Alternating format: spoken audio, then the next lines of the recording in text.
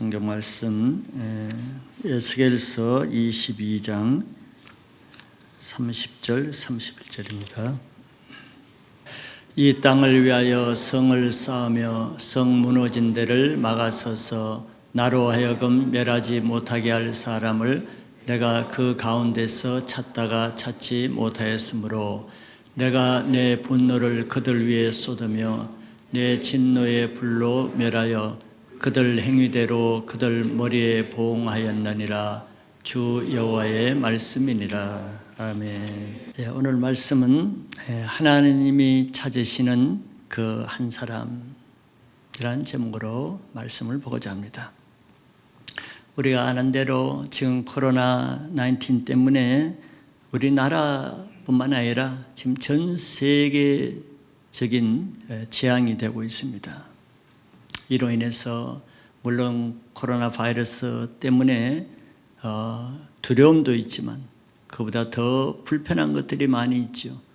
교회의 가장 핵심적인 생명이라 할 수 있는 안식일, 주일 예배를 교회당에서 드리지 못하는 이런 아픔들, 만나고 싶은 지체들과 셀 모임도 하지 못하고 교회 와서 기도하는 크리오체플 기도실도 막혀져 있고 그것뿐만 아니라 가정에서도 자녀들이 학교를 오랫동안 가지 못하고 유치원도 가지 못하고 학원도 가지 못하고 그렇다고 밖에 자유롭게 나가 다닐 수도 없는 이런 때 거의 수날을 방 안에 집안 안에 갇혀 있어야 되는 이 어려움도 보통 고통이 아닙니다.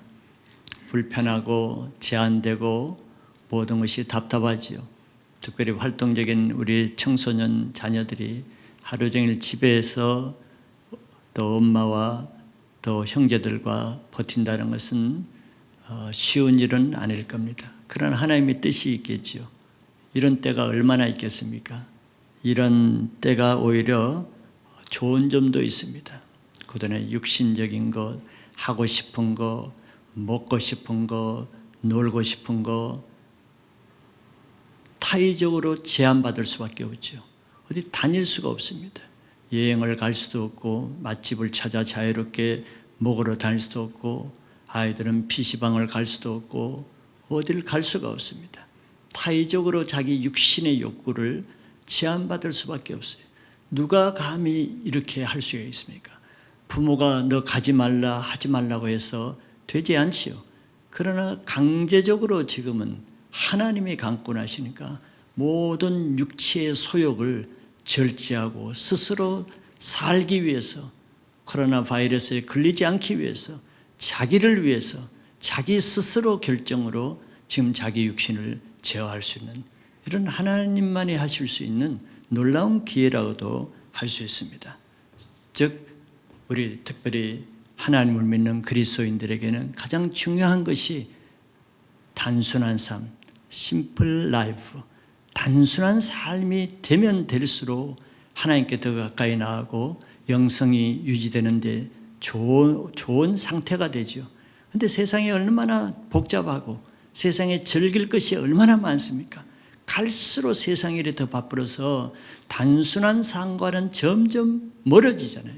복잡한 삶이 되잖아요. 하나님이 그걸 한 방에 바이러스라는 한 방에 모든 복잡한 삶을 다 꺾고 가지치기를 하시게 하는 데는 하나님의 뜻이 있는 거예요. 성경에는 은에서 찌기를 제거하면은 장색에 쓸만한 것이 나온다고 했습니다. 그 장색은 하나님을 비유하죠. 교회와 사회가 하나님의 쓰시려고 해도 너무 복잡한 거예요. 세상 너무 찌꺼기들을 지저분한 것들을 너무 교회 안에 많이 가져 들어오고 너무 개인 안에 가정 안에 많이 가져 들어오니까 하나님의 바이러스라는 한 방으로 모든 부스러기들, 불순물들, 찌꺼기들을 다 걸러내게 하소. 그냥 집안에서 하루 세 끼 밥 먹고 시간이 남으니까 그냥 성경 보고 할 수밖에 없도록 아주 단순한 삶을 만들어준 거예요.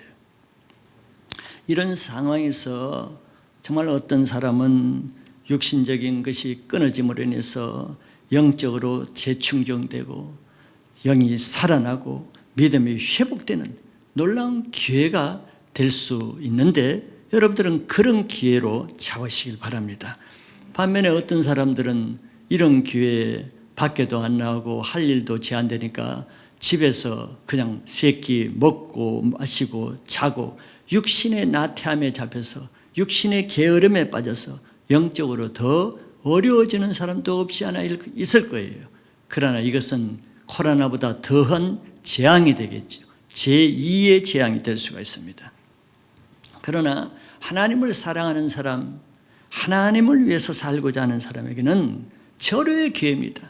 그동안에 바빠서 이거 하고 저거 하고 하느라고 바빠서 기도하지 못하고 바빠서 성경도 읽지 못하고 바빠서 하나님과 함께 하지 못하고 바빠서 가족과 함께 예배도 드리지 못하고 이러한 바쁜 것 때문에 많은 일 때문에 할 수가 없었던 것을 하나님이 단번에 절호의 기회를 주시는 거예요.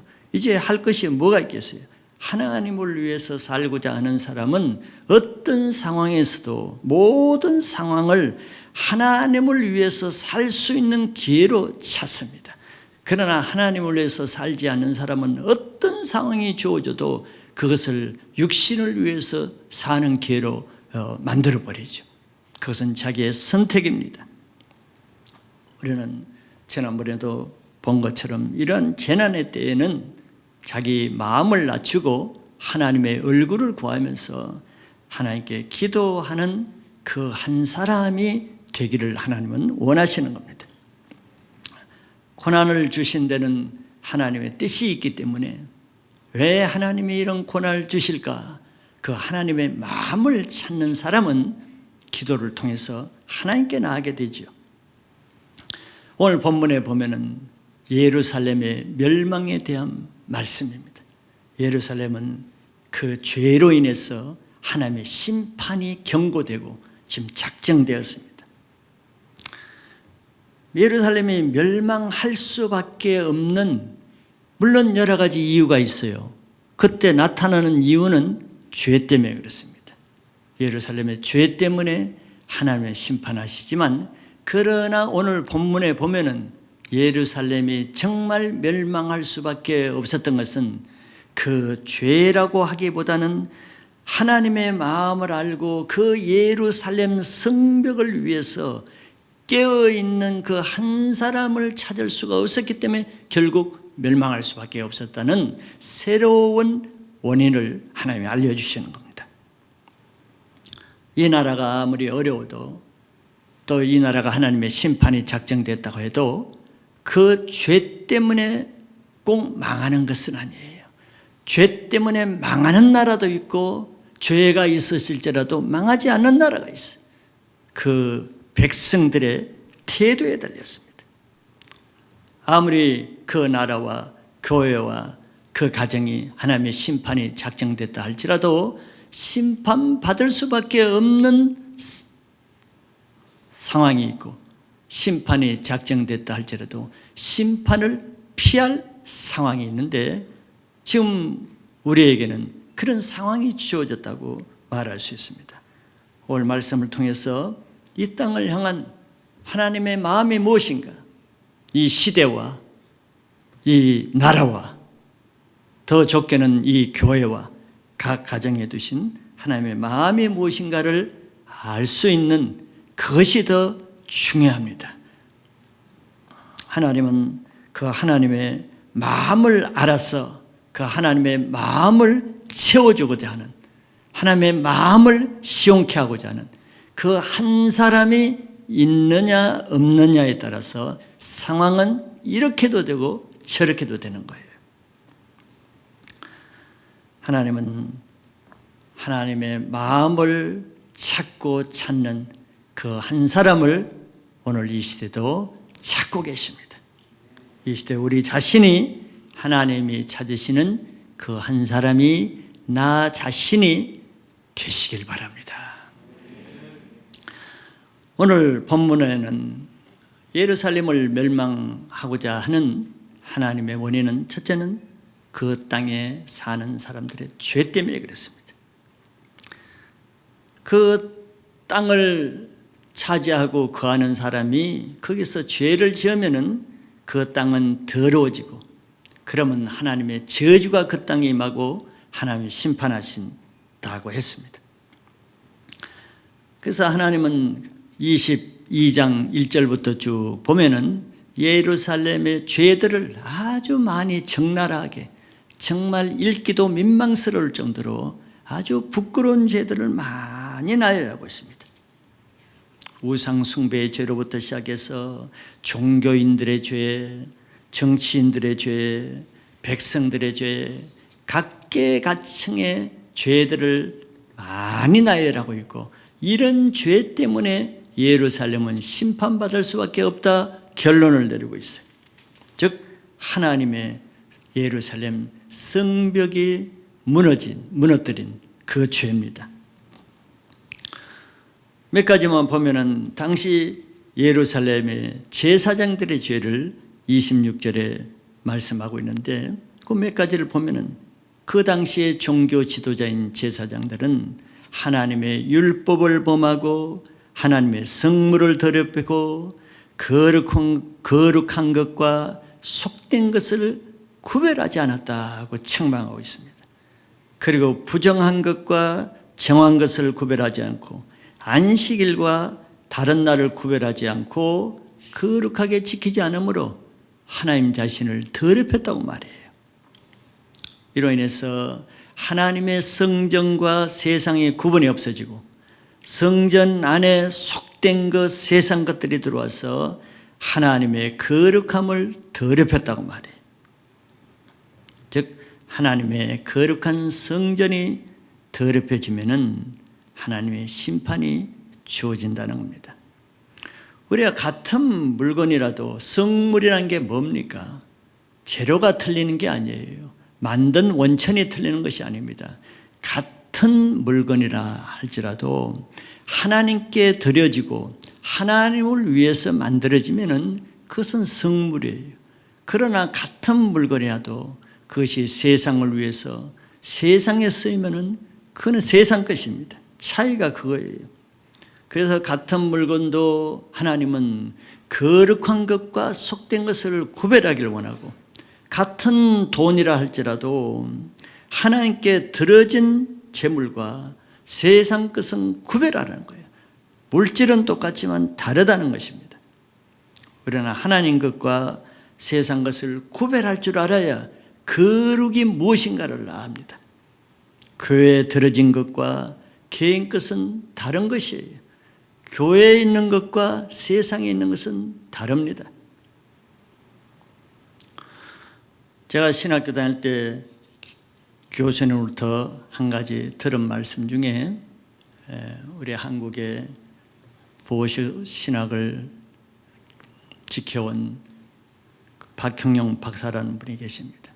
이미 돌아가셨지만 하루는 우리 교수님이 그 박형영 총장님 총장실에 들어갔는데, 옛날이죠. 옛날에 잉크로 펜을 쓰는 시대입니다. 들어가는데 보통 이제 잉크병을 놓고 펜을 쓰는데, 펜을 놓고 있는데 그 총장님 책상에는 잉크병도 2병이 있고 펜도 따로 2개가 놓여 있었더라는 거예요. 그래서 우리 교수님이 물었어요. 왜 박사님 잉크를 2병이나 놓고 왜 펜을 2개나 놓고 쓰십니까? 그 박사님이 이렇게 설명했대요. 여기 있는 요 잉크병은 내가 학교 일을 위해서 쓸 때는 내가 요 잉크병을 찍어서 쓰고, 요 옆에 있는 잉크병은 내 개인의 일을 위해서 쓸 때는 요 잉크병을 쓰기 때문에 2개를 놔뒀다고 얘기했어요. 그분은 총장으로 있지만서도 하나님의 일을 위해서 주어진 잉크와 자기 사적으로 내가 개인을 위해서 내 편지를 쓴다든가 내 일을 할 때는 자기 것을 쓰는, 분명하게 구분해서 그렇게 쓰는 거 보고 교수님이 아주 감동을 받아서 수업 시간에 저희들에게 말해준 기억이 납니다. 분명한 거죠. 우리는 그냥 섞어버립니다. 네 것이 내 것이고 내 것이 내 것이고 하나님 것도 내 것이고 내 것도 하나님 것이고 구분이 없어요. 그러니까 하나님의 성물에 대한 아무 개념이 없어요. 거룩한 개념이 없어요. 지금 예루살렘 제사장에게 그걸 책망하는 거예요. 네 것과 내 것, 하나인 것과 속된 것을 구별하지 않고, 그런 사람은 날도 구분하지 않아. 날도 똑같이요, 24시간. 그러나 주일이라는 안식일 24시간과 다른 날의 24시간은 다른데 그걸 구별하지 않았다는 거예요. 부정한 것과 정한 것, 구약에는 음식도 정한 것과 부정한 것을 나누고 옷도 그렇게 나누고 모든 것을 나눴습니다. 오늘날 이 시대는 얼마나 세상적인 것, 속된 것들이, 그런 원리와 개념들이 교회 안에도 그대로 들어와서 구분이 없는 거예요. 다 섞여 있습니다. 그러니 세상이 볼 때도 교회는 뭐 우리가 다를 바 없다. 왜? 성도들이 교회가 세상과 똑같이 여기니까 세상 사람도 교회를 세상과 똑같이 여기는 거예요. 하나님은 그것을 지적하시는 거예요. 그리고 28절에 선지자들의 죄에 대해서도 회를 칠한다. 회를 칠한다. 외식한다는 거예요. 그리고 거짓된 환상을 보고 그것이 하나님이 주시는 환상인 것처럼 말하고, 거짓 예언을 하나님이 주신 것처럼 말하고, 하나님이 말씀하지 않았는데도 하나님이 이렇게 말씀하셨다. 성령께서 주시지 않았는데도 성령이 나에게 이렇게 했다고. 이렇게 말하는 사람들이 얼마나 많습니까? 물론 그 중에는 정말 하나님의 말씀하신 것도 있고 성령이 말씀해서 그렇게 말하는 사람도 뭐 있어요. 그러나 그렇지 않는 선지자들을 지금 말하고 있죠. 그런 사람들은 하나님의 이름을 빙자해서 자기 말을 전하고 세상 이론을 전하는 거예요. 왜? 하나님으로부터 받은 것이 없으니까, 성경을 봐도 하나님의 말씀을 깨닫는 것이 없으니까 자기 생각을 말하고 자기 이론을 말하고, 심지어는 세상 속된 이론과 세상 사상과 세상 이론과 사람들의 이론을 교회 강단에서 얼마나 많이 전합니까? 그것을 회를 치라는 거죠. 왜 그런 말을 해야 사람에게 지식이 있어 보이고 사람의 이성에 설득력이 있어 보이고 사람이 호응을 하니까. 하나님의 말씀을 악한 시대에 전해보세요. 철퇴를 맞습니다. 대적을 받고 핍박을 받고 재앙을 받죠.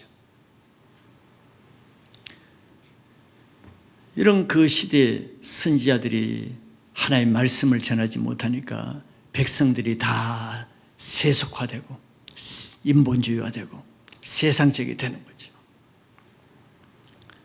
또 그 시대의 백성들은 그러니까 하나님을 섬기지 않고 우상을 섬기고, 거기 보니까 자기의 부모를 업신여기고 나그네를 학대하고 고아와 과부에게 해롭게 하고 뭐 이런 죄들을 많이 나열하고 있습니다. 지금 시대와 다른 바 없는 거죠.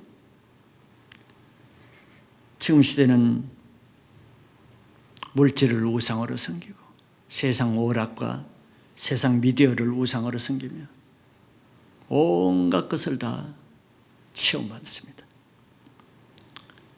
부모를 업신여긴다고 하나님 말씀하셨는데 지금은 자녀가 우상이 되죠. 자녀가 하나밖에 안 되고 한둘밖에 안 되니까 자녀가 우상이 되어서, 자녀가 부모를 공경하고 순종하라고 성경은 말씀했는데 이제는 거꾸로 부모가 자녀의 고집에, 자녀의 고집이라는 그것에 자녀를 순종하고 거꾸로 되는 현상이 일어납니다.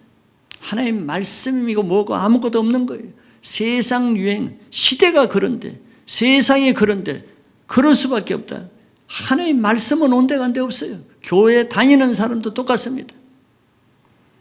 시대가 우상이라면 시대를 누가 잡고 있습니까? 악한 사단이 시대를 잡고 이 세상 풍조를 사단이 잡고 있는데, 시대가 그러니까 다른 아이들도 다 그러니까 다른 부부도 다 그러니까 그게 우상이죠. 우상은 사단을 섬기는 거예요.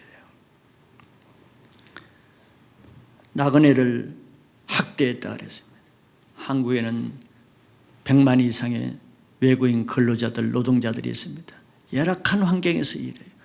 그나마도 주인들이 임금을 착취하고 학대하고 정말 못된 일을 많이 합니다. 또 이 시대의 죄는 우리가 말할 것도 없이 동성애와 낙태와 음란한 성적인 부패로 인해서 하나님의 성벽이 무너지고 있는 시대. 우리가 너무 충격이 크니까 아예 충격을 안 받으려고 무관심하고 피하고 생각조차 안 하고 그렇게 넘어가려고 해서 그렇지, 하나님의 말씀으로 직면하려고 그러면은 정말로 우리의 심장이 괴로워서, 가슴이 괴로워서 견딜 수가 없는 그런 시대에 우리가 살고 있습니다. 이런 무너진 성벽 사이로 원수들이 공격해오죠. 성벽이 무너지면은 무너진 그걸로 원수들이 공격합니다. 바로 하나님은 심판할 때 외적들, 즉 원수들을, 악한 이국민들을 불러들여서 심판하죠. 성벽이 무너진 대로 두르는 것입니다. 하나님은 이런 모든 시대의 죄를 보시지 않는 것 같고, 죄를 행하도 하나님은 모르고 묵인하고 악한 자들이 잘 되는 것 같고 그렇게 눈을 감고 계시는 것처럼 보이지만, 그러나 하나님은 우리의 눈동자처럼 우리를 다 보십니다. 그리고 하나님은 계속 경고를 주시고 오래 기다리시죠. 돌아오기를 바라고 회개하고 돌이키기를 바라서 기회를 주시는 겁니다. 그러나 오래 참으신 끝에 결국 돌이키지 않고 죄의 분량이 찼을 때는 그때 이제 손을 대십니다. 그것이 심판이요 징계지요.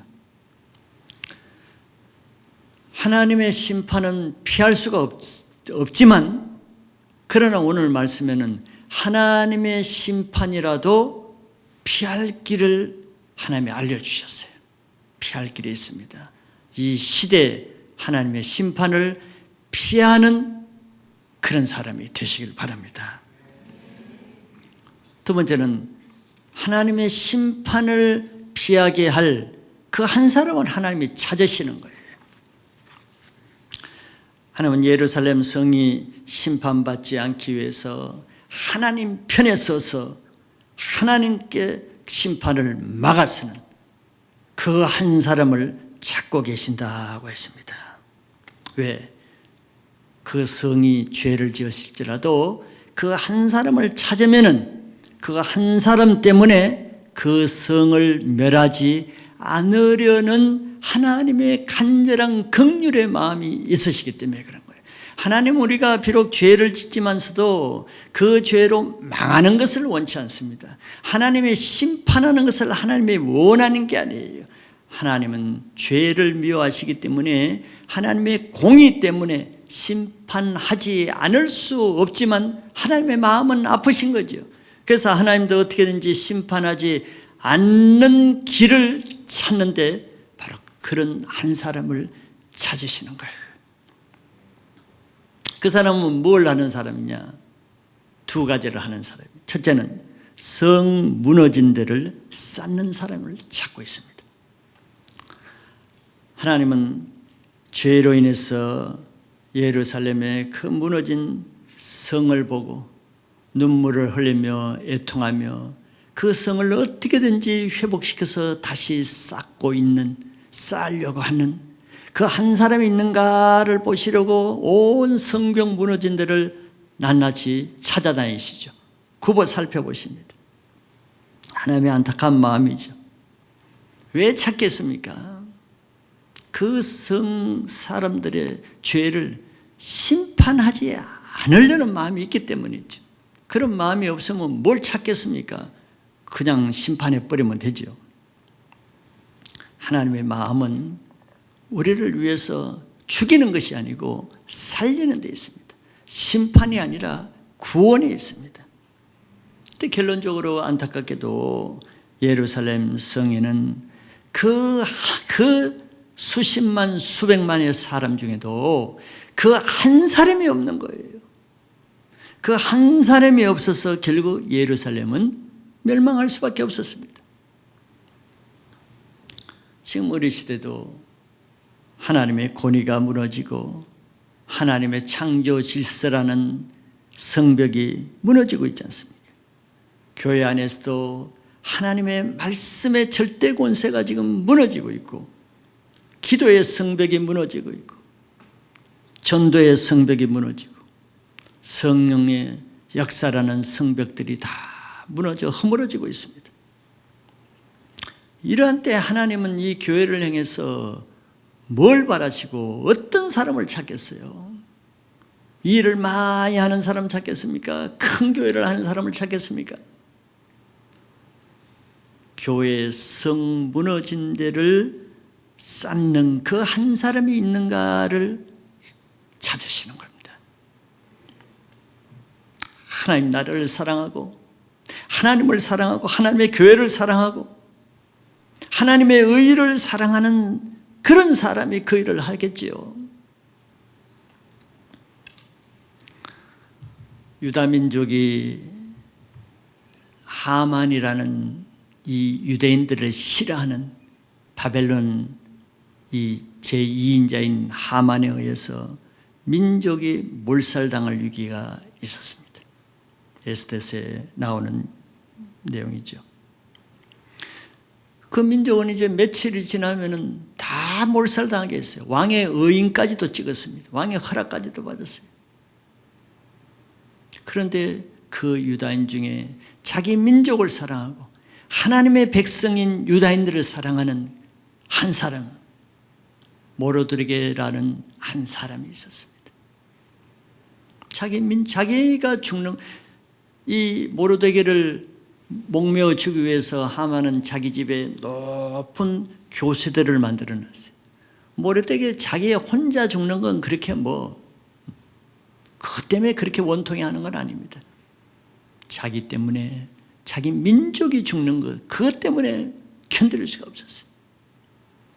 그래서 모르드게는 자기 민족을 살리기 위해서 자기 사촌 동생인 에스더를 찾아갔어. 우리가 오늘날 이런 높은, 모르드게도 지위가 낮은 지위가 아닙니다. 에스더는 왕비의 지위에 있고 자기도 문을 지키는 높은 지위에 있고 이때를 위해서 자기 민족을 살릴 수 있는 이때를 위해서 자기들에게 이런 지위를 주지 않았겠느냐. 에스더에게 그걸 얘기하고 나라를 위해서 죽으면 죽으리라. 우리 죽는 것이 뭐 그렇게 아까우냐. 나라를 구하는 일에 죽기를 각오하고 금식하며 3일 동안 할 때 그 나라를 사랑하고 하나님의 백성들을 사랑하고 하나님의 백성들이 그냥 악한 자에게 죽는 것은 너무 억울하지 않아요? 그 악한 사단이 쓰는 그 악한 자에게 하나님의 백성이 몰살하는 것은 하나님 편에서 너무 원통하고 억울하기 때문에 모르드게와 에스더는 자기 개인의 생명을 놓고 하나님 앞에 나갈 때 하나님은 그 한 사람을 본 겁니다. 모든 유다인들이 일어나서 촛불 시위를 하고 그래서 유다인들이 구원받은 게 아니에요. 유다의 많은 백성들은 아무도 모릅니다. 그 한 사람이 나와서 민족을 위해서 생명을 걸고 나올 때 하나님은 그 한 사람을 본 거예요. 한 사람을 보고 한 사람 때문에 그 민족을 살려주는 것입니다. 한 민족에는 한 사람이 되고 한 교회에는 한 사람이 있으면 족한 거예요. 그런데 그런 상황에서도 자기 나라를 사랑하는 사람 그 한 사람이었고 자기 교회를 사랑하는 그 한 사람이 없는 것은 그 나라에 하나님을 사랑하는 한 사람이었고 하나님의 교회를 사랑하는 한 사람이 없을 때는 그런 현상이 일어납니다.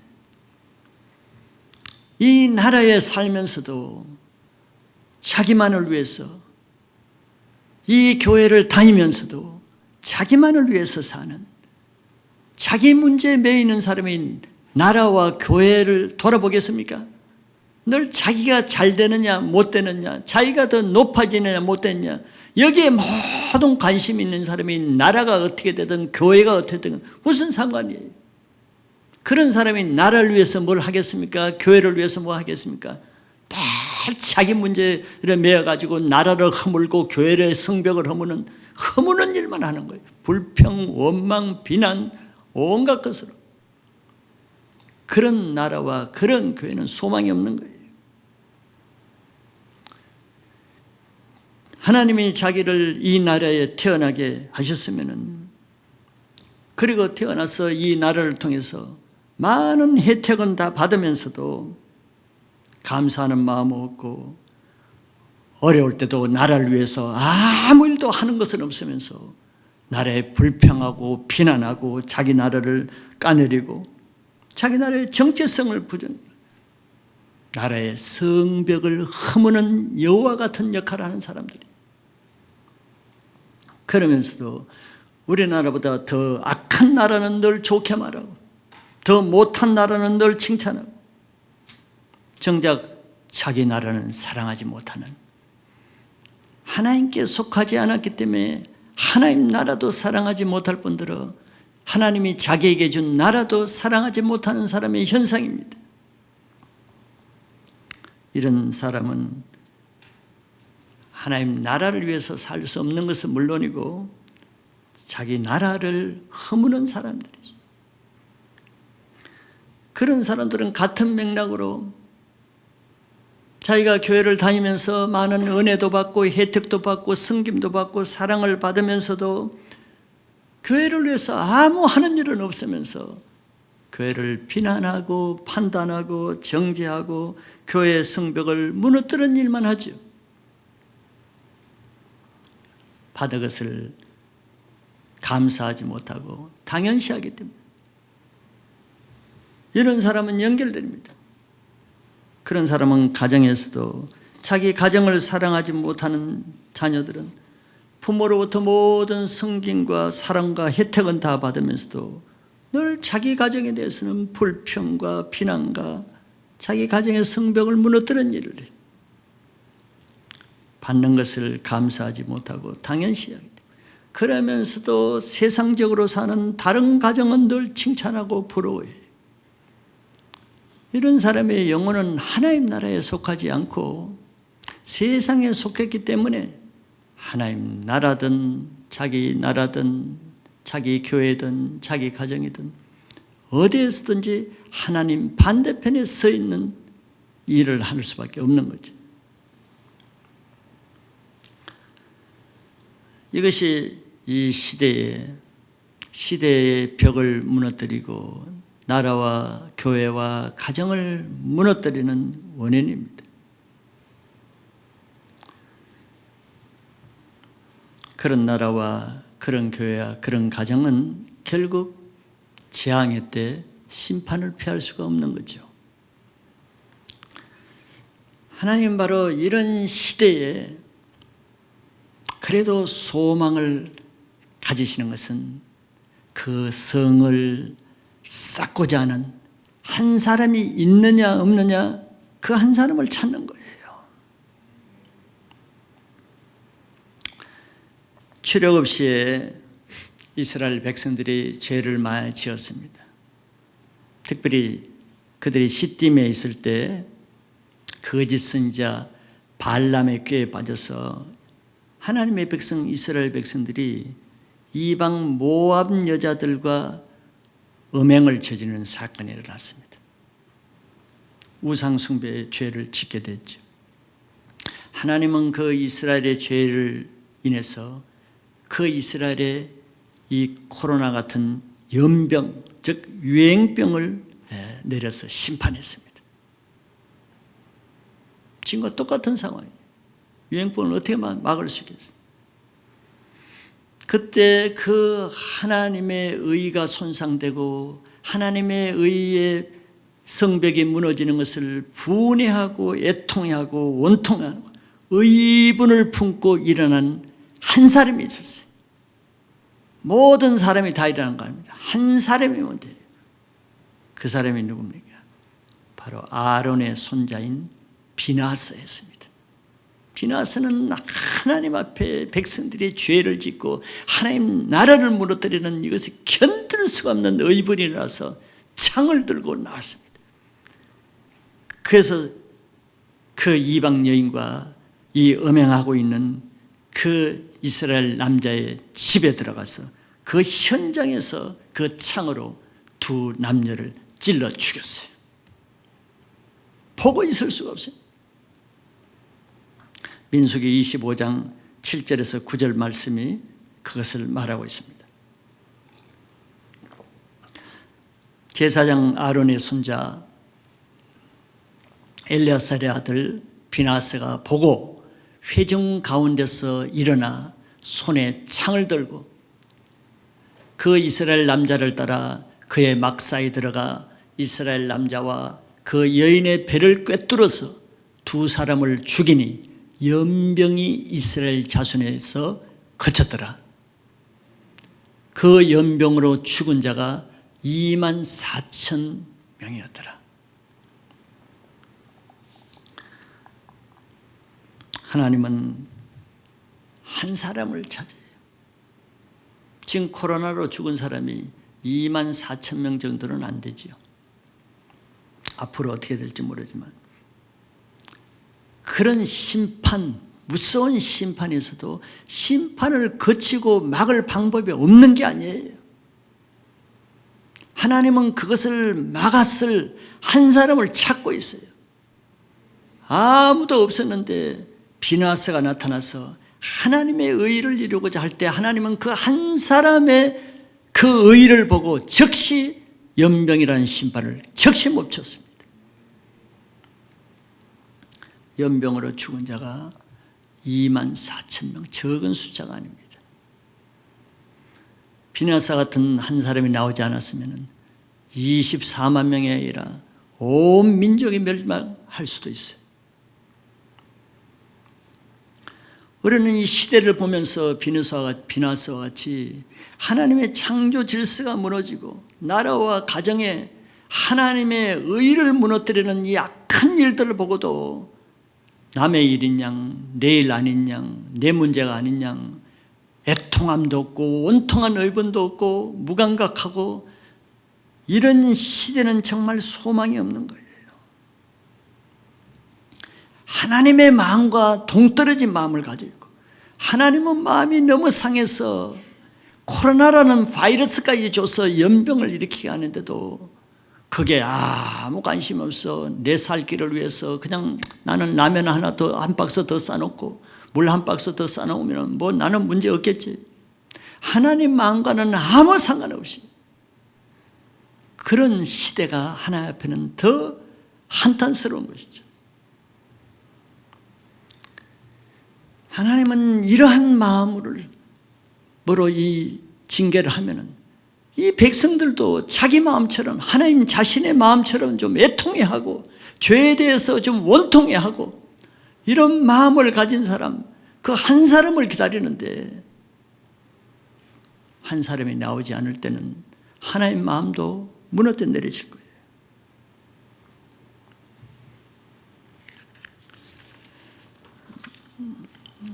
우리는 이런 시대에도 이렇게 우리의 마음이 낮아질 수 있는 기회도 하나님 마음을 체험하지 못한다면, 그리고 하나님 마음과 상관없이 내 일에만 또 열중한다면, 내 문제에만 빠져 있다면 그는 코로나보다 더 무서운 것입니다.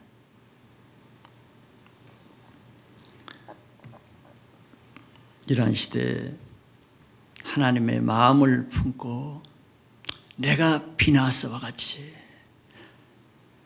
내가 이렇게 물도 뜨뜻하지도 않고 차지도 않는 이런 미직지근한 물처럼 1년, 10년, 2년 그냥 먹고 살면서 교회 안에 지는 것이 무슨 의미가 있어요?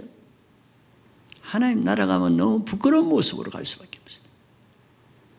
이러한 기회가 주어질 때 하나님 앞에 자기의 하나님에 대한 열정, 말로만 하던 그것이 실제로 내 마음 가운데 하나님, 내가 하나님을 위해서 이렇게 살고자 합니다.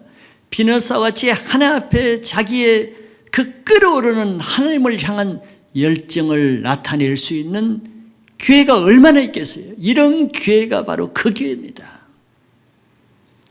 우리의 마음이 하나님께 풀어드리는 식어진 열정이 다시 회복되는 기회가 되시길 바랍니다. 두 번째는 또 어떤 한 사람을 찾느냐? 성 무너지는 데를 막아서는 한 사람이 있는가를 하나님이 찾으시는 거예요.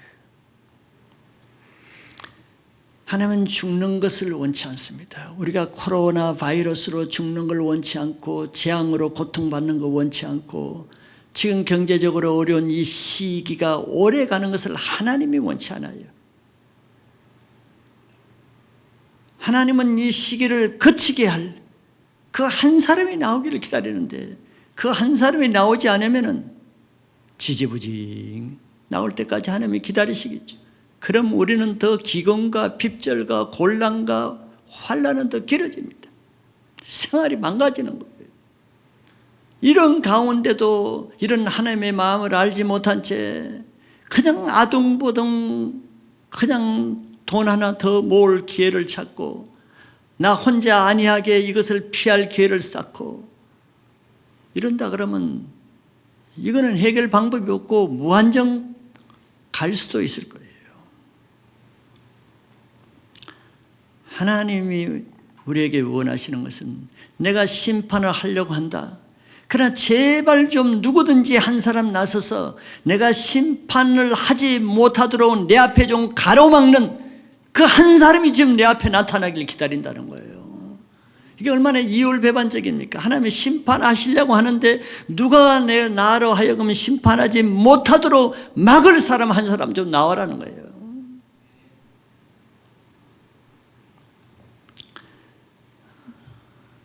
누가 하나님의 심판을 막을 수가 있겠어요? 전능하신 하나님의 심판을. 그것은 무슨 촛불 시위를 막을 수 있겠어요? 데모를 한다고 막을 수 있어요? 청와대에 무슨 청원을 몇백 명이 한다고 그걸 막을 수 있겠어요? 막을 수 없어요. 그런 것으로 막는 것이 아닙니다. 하나님의 마음을 알아서 하나님의 마음을 채우는 것으로 막을 수 있습니다. 우리는 아브라함의 중보기도를 잘 알고 있죠. 하나님은 소돔 고모라를 멸하기 전에 자기 친구와 같은 아브라함에게 내가 무엇을 숨기겠느냐 하시면서 아브라함에게만 살짝 하나님이 아주 중요한 비밀을 말씀해 줬어요. 소돔 고모라를 내가 불로 심판하리라. 우리는 뭐 이런 청기를 알면은 내가 이런 음성을 들었다, 내가 하나님부터 이런 걸 들었다, 떠벌리고 다니겠죠. 자기 자랑하고. 하나님이 나에게만 말씀하신다 그랬다. 그 떠벌리고 다니는 것이 무슨 의미가 있어요? 소돔 고모라가 내가 말한 대로 봐라, 저 소돔 고모라가 망하지 않았냐, 내 예언이 맞지 않았냐, 봐라 저거 망했다. 그게 무슨 의미가 있겠어요? 아브라함은 하나님이 세상에 자기에게만 말해주는 아주 유일한 정보, 예언, 소돔 고모라를 내가 심판할 것이다. 그걸 듣고 아브라함이 뭘 했습니까? 롯에게 달려가가지고 아니면 소돔 고모라 성에 서가지고 하나님이 나에게 이런 예언을 했다, 너희들 망한다, 롯을 조카를 찾아가지고 너 지금 망하게 생겼다. 그렇게 할 수도 있지만 아브라함은 그 말을 듣자마자 뭘 했습니까? 그 말을 하시는 하나 앞에 가로막았습니다. 지금 하나님이 소돔 고모라가 진짜인지 내려가는 길이란 말이죠. 가로막고 나서 그 노인네가 하나님 가로막혀서 하나님, 하나님을 사랑하는 의인을 악인과 함께 멸하는 것이 과연 옳습니까? 물론 아브라함은 그 소돔 고모라에 있는 자기 조카 롯을 많이 염두에 두고 기도하는 거예요. 롯은 아브라함만큼은 못돼도 성경은 롯이 의인이라고 말합니다. 그래서 하나님 앞에 말씀을 가지고 기도합니다. 하나님을 경외하는 의인을, 소돔 고모라를 멸한다고 해서 그 안에 있는 의인을, 많은 다수의 악인들 때문에 의인도 같이 하나님이 심판하는 게 옳습니까? 막 그랬습니다. 하나님 만약에 그 안에 의인 50명만 있으면은 그 50명이 악인들 때문에 그 죄 없는 의인이 죽어야 되겠습니까? 그냥 애통한 마음으로 얘기했어요. 그때 하나님이 내가 언제 그런다 그랬냐, 뭐 그 말은 없지만 아니다. 의인 50명만 소돔 고모라에 있으면은 내가 그 성 멸하지 않는다.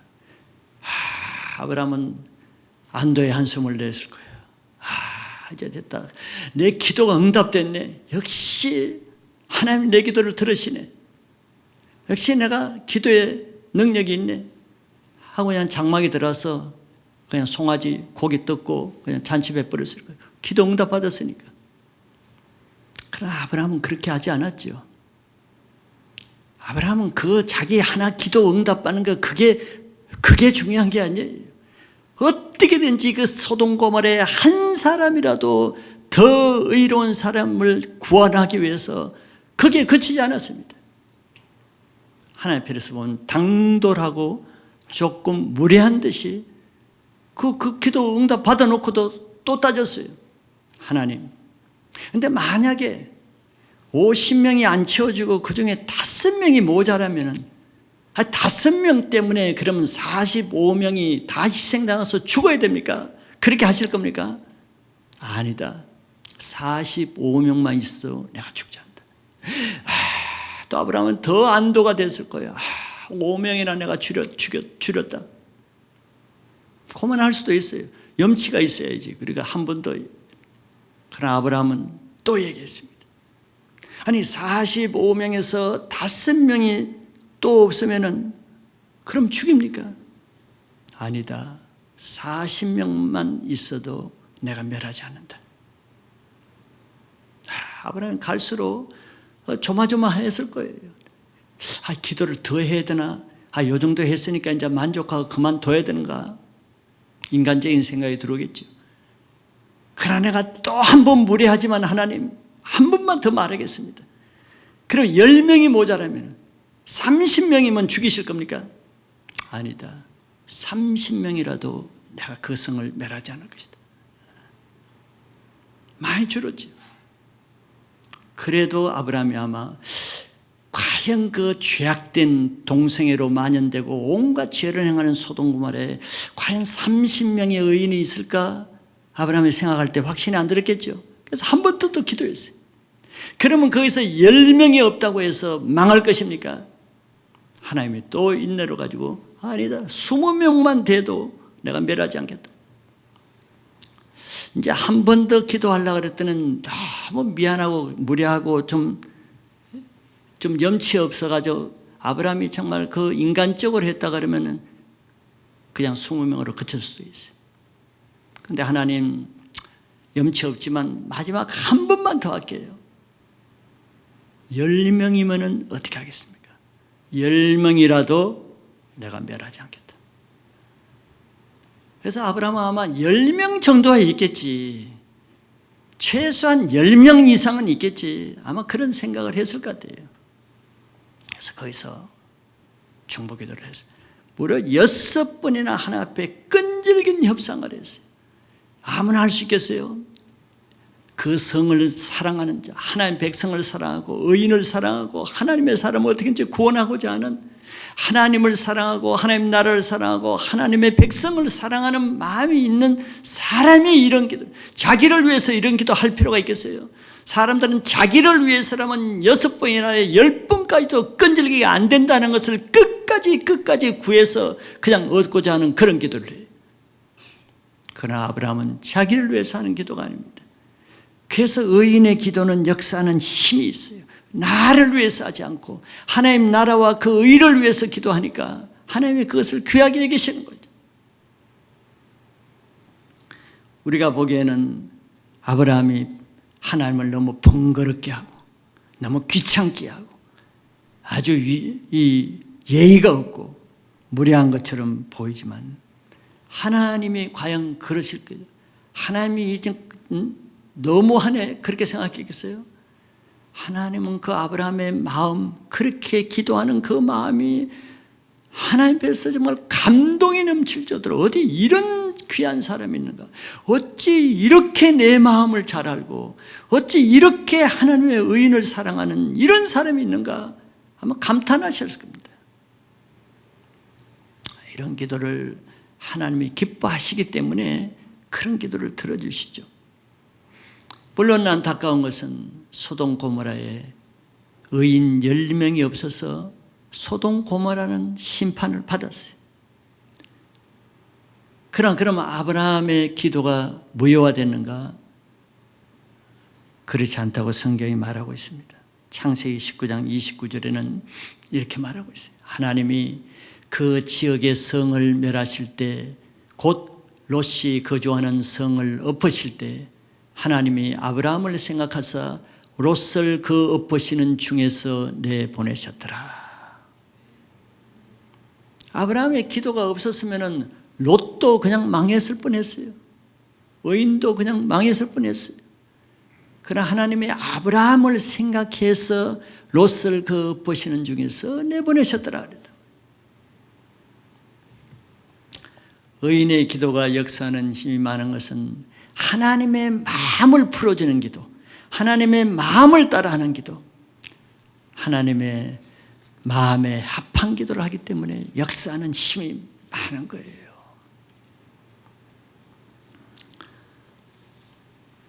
모세도 이와 비슷한 기도를 한 적이 있습니다.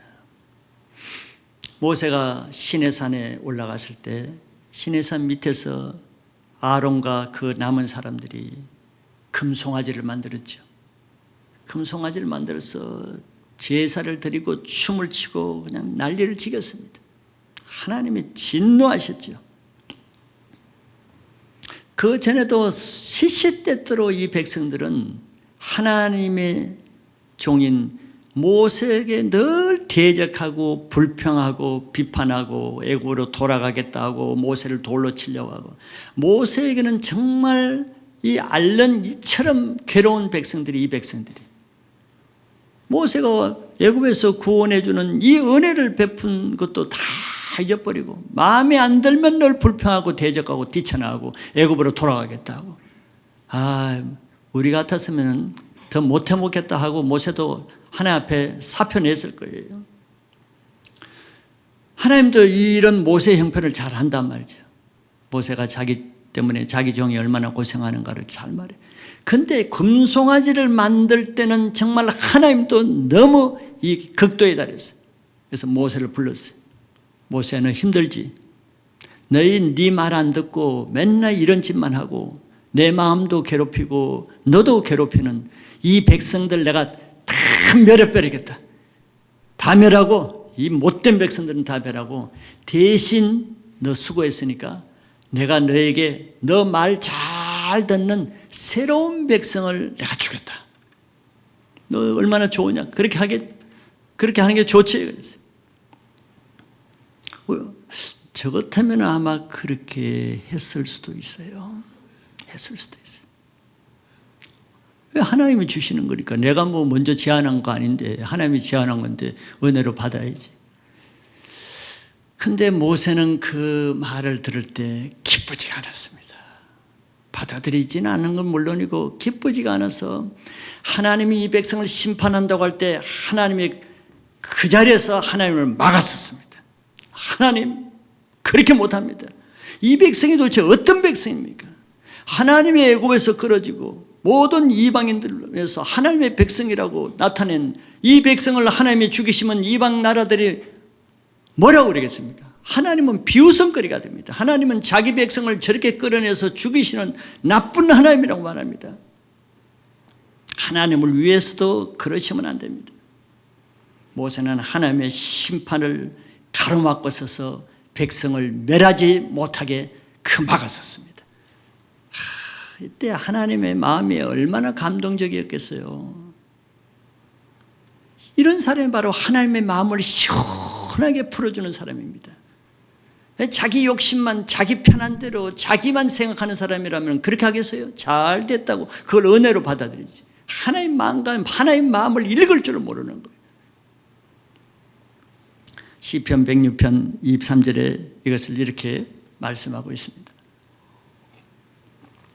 그러므로 여호와께서 그들을 멸하리라 하셨으나 그가 택하신 모세가 그 어려움 가운데서 그의 앞에 서서 그의 노를 돌이켜 멸하시지 아니하게 하였도다. 하나님 심판하시려고 해도 심판을 돌이키고 심판받지 않게 하는 방법이 있는데, 그런 바로 하나님의 마음을 풀어드리기 위해서 하나님 앞에 심판을 막아서는 그 한 사람이 나타날 때 하나님은 그 심판을 철회하시는 거예요. 좀 이런 멋진 신앙을 하고 싶지 않아요? 그냥 미지근하게 그냥 평생 살다가 주님 앞에 부끄러움 당하는 인생보다는 이런 기회가 주어질 때, 이런 기회가 아무에게나 주어집니까? 아무 때나 주어지는 건 아니죠.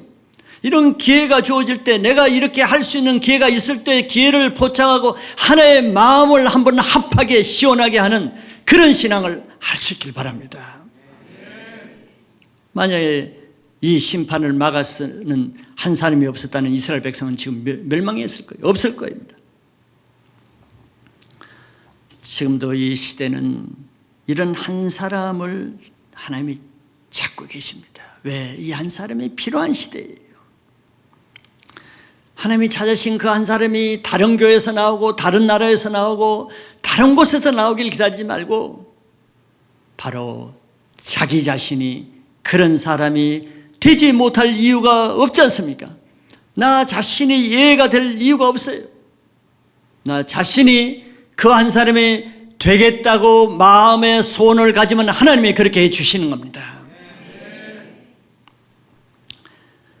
자기 나라가 어려울 때 그 나라에 하나님의 심판을 가로막고 나라와 민족을 위해서 가로막고 기도하는 아브라함과 모세와 같은 중보기자, 그 한 사람이 지금 요구되는 때고, 이 한국 교회와 열방의 교회들이 다 세속화되어서 하나님의 영광을 가리는 이 하나님의 진노를 막았을 수 있는 한 사람, 자기 캠퍼스가, 자기 지역이, 자기 가정이 죄로 인해서 무기력해지는 이 모습을 보고도 그냥 아무 무감각하게 반응이 없는 이 시대가 정말 더 애통하고 더 원통한 모습이에요. 예루살렘 성을 진노하실 때 그 예루살렘 안에는 이 한 사람이 없었어요. 하나님의 성이 무너진 것을 보고도 무너졌네, 성이 왜 무너졌지, 무너졌는가 보네, 그냥 자기 먹고 사는 일에 급한 겁니다. 하나님 나라가 무너지고 이 나라와 백성들이 무너져가고 교회들이 무너져가는데, 뭐 교회가 저렇게 됐네, 이 나라가 이 모양이네, 엉망진창이네, 그냥 남의 일로 하는 사람, 그런 사람을 통해서 뭘 할 수 있겠어요? 그런 사람이 교회 수천 명 수만 명 된들 그 교회가 뭘 할 수 있겠어요? 하나님 앞에 나라를 위해서 살고자 하는 한 사람이 없으면은 그 나라에 많은 교회가 있고 많은 교인들이 있어도 그 나라는 심판으로 망할 수밖에 없지만, 그러나 아무리 나라와 교회 형편이 정말 한심할지라도 그것을 보고 비나서와 같이 울분을 토하면서 일어서는 한 사람이 있으면은 그 나라와 그 교회는 살아납니다. 왜? 하나님이 그걸 원하시기 때문에.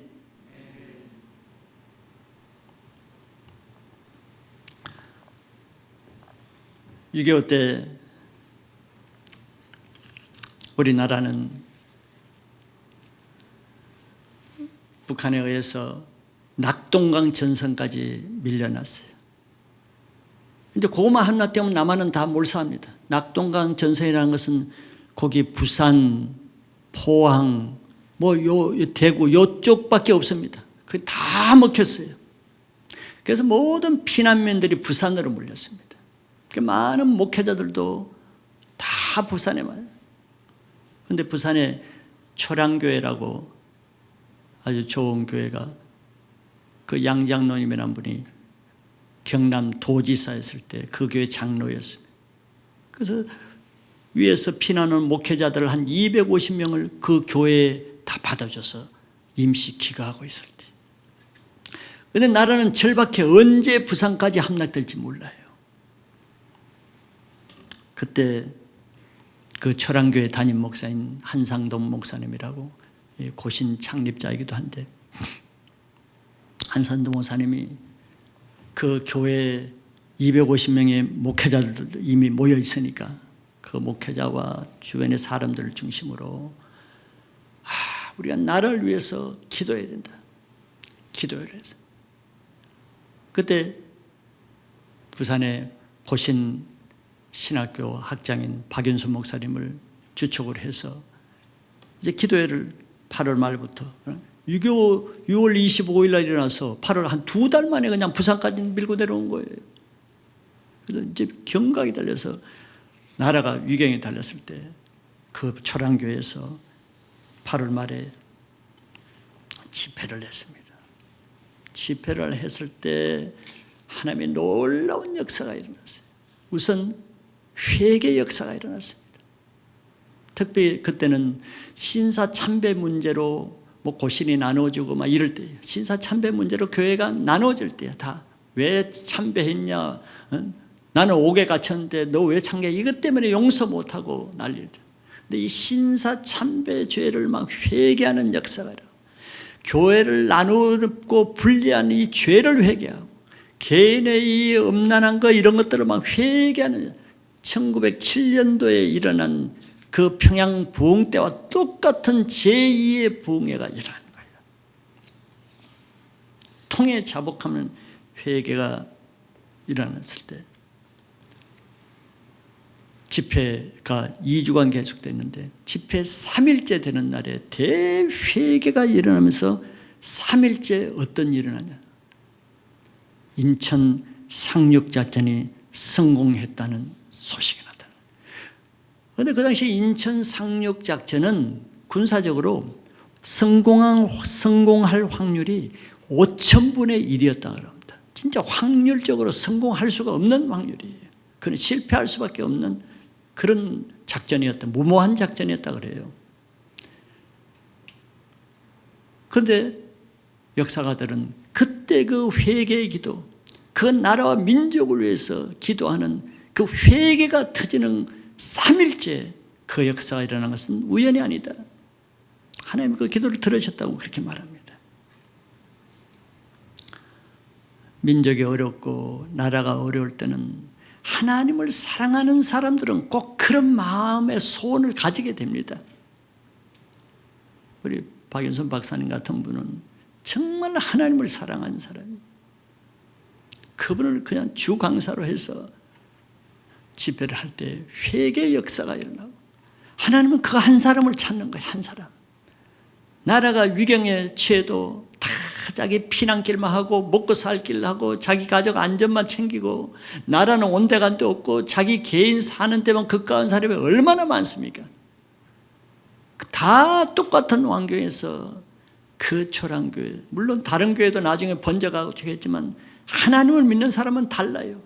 우선 자기 코앞이 석자지만서도 그러나 나라와 민족이 이 지경에 있는데 그들이 개인이 먹고 산들 무슨 의미가 있겠어? 언제 죽을지 모르는. 근데 그 가운데서 나라와 민족을 위해서 기도하는 그 한 집회 한 사람을 통해서 하나님 그걸 기다리신 거죠. 그걸 받으시는 겁니다.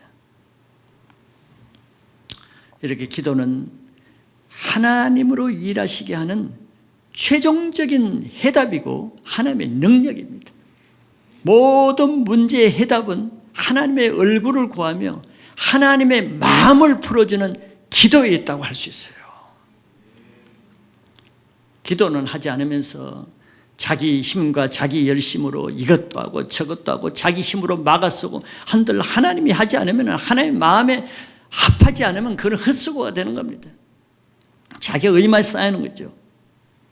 그러나 기도는 나는 이것도 할 수 있고 없고 저것도 할 수 없고 저것도 할 여건이 안 되지만 내가 하나님의 마음을 내가 품고 하나님 앞에 내 마음을 토해주는 그 기도를 할 때 하나님은 그 사람의 기도를 통해서 우리가 할 수 없는 모든 일을 하나님이 직접 하십니다. 누가 이렇게 할 수 있겠습니까? 하나님을 사랑하는 사람이 이런 일을 할 수 있어요. 하나님을 믿는 사람, 하나님의 마음을 내가 품고 있는 사람, 그 사람이 이런 일을 할 수 있습니다. 하나님을 사랑한 사람은 하나님이 주신 자기 나라를 사랑하고, 하나님을 사랑한 사람은 하나님이 세우신 자기 교회를 사랑하게 되고, 하나님이 주신 하나님의 백성을 사랑하는 마음이 있게 되는 거지. 다 연결되는 것입니다. 이런 어려운 때, 코로나 때문에라도 우리가 하나님 앞에 우리 마음을 드러낼 수 있는, 어떻게 보면 우리에게 기회입니다. 이런 기회가 자주 오지는 않아요. 나라를 사랑할 수 있는 기회, 교회를 사랑할 수 있는 기회, 자기 민족을 사랑할 수 있는 기회, 자기 가정을 회복하고 자기 캠퍼스를 사랑할 수 있는 기회. 어느 시대나 위기의 때에 그 한 사람이 나타나고, 위기의 때에 하나님은 그 한 사람을 통해서 위기를 돌파하게 하는 겁니다. 그 한 사람이 이 말씀을 듣는 나 자신이 되시길 바랍니다.